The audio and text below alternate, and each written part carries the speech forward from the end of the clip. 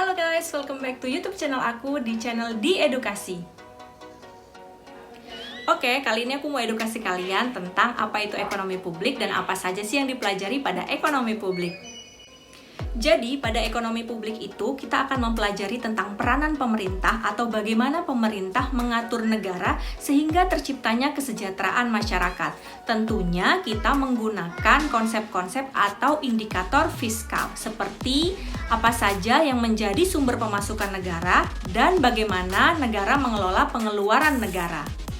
Negara sangat wajib menjaga kesejahteraan masyarakatnya.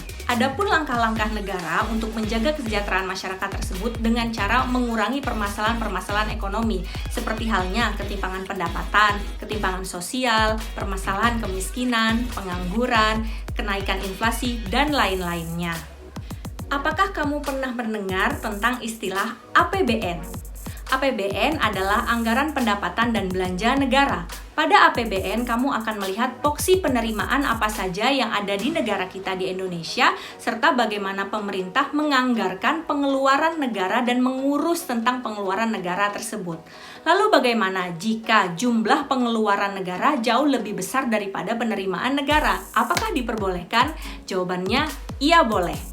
Asalkan jumlah defisit dari pengeluaran pemerintah itu tidak lebih besar daripada 3% PDB. Patut diingat ya, tidak boleh lebih besar daripada 3% PDB real pada tahun tersebut. Jika terjadinya defisit, apa yang dilakukan sama pemerintah kita?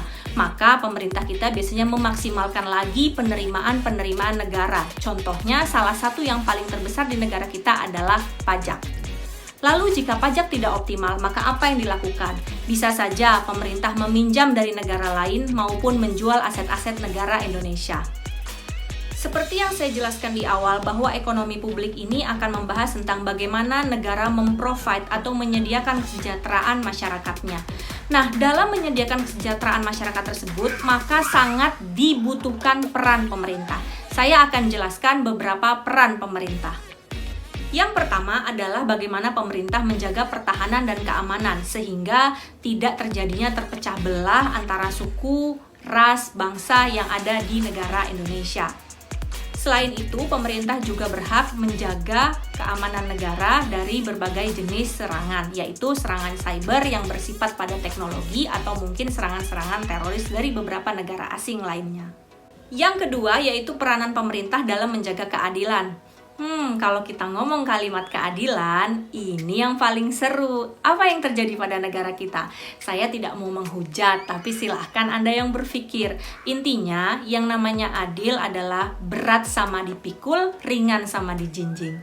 Intinya, kalau hukum itu diberlakukan untuk semua kalangan masyarakat, baik itu yang punya uang maupun yang tidak punya uang, baik itu yang punya kekuasaan maupun yang tidak punya kekuasaan. Yang ketiga yaitu peranan pemerintah dalam menyediakan barang-barang publik atau sarana umum. Contohnya seperti jalan tol atau halte bus dan juga sekolah. Dan masih ada banyak contoh-contoh lainnya. Berikutnya kita akan membahas tentang 3 fungsi pemerintah. Yang pertama yaitu fungsi alokasi, yang kedua distribusi, yang ketiga adalah stabilitas. Intinya ketiga fungsi ini akan bekerja sama untuk mengalokasikan atau untuk mendistribusikan dan bahkan menjaga stabilitas penyediaan segala sesuatunya yang berhubungan tentang kesejahteraan masyarakat. Sekali lagi, pemerintah berhak untuk memantau, menyediakan apapun yang berhubungan untuk kesejahteraan masyarakat. Berbicara tentang ekonomi publik, tidak hanya tentang kesejahteraan masyarakat saja dan bagaimana peran pemerintah dalam menyediakan kesejahteraan masyarakat tersebut. Tapi ada juga loh berbagai jenis barang, salah satunya adalah barang swasta. Barang swasta adalah barang yang disediakan sama pihak swasta, bukan dari pihak pemerintah. Jadi, pihak pemerintah tidak wajib untuk menyediakan barang tersebut.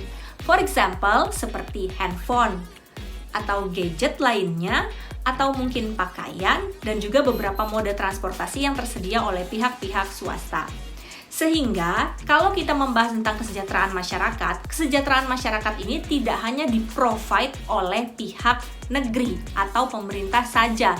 Kadangkala, bagian pihak swasta juga ingin memprovide kesejahteraan masyarakat tersebut. Kalau dipikir-pikir, kenapa sih harus kita menggunakan handphone? Kenapa sih penjualan handphone tidak disediakan saja oleh negara kita? Karena memang ada beberapa hal yang diambil peran sama swasta untuk menguntungkan mereka, yang nantinya keuntungan mereka juga akan di-share kepada negara kita sebagai bentuk pemasukan negara atau pembagian dividen. Oke teman-teman, sekian dulu cerita di edukasi tentang ekonomi publik. Berikutnya akan aku share beberapa video yang lainnya. Jangan lupa komen, like, and subscribe. Sampai jumpa!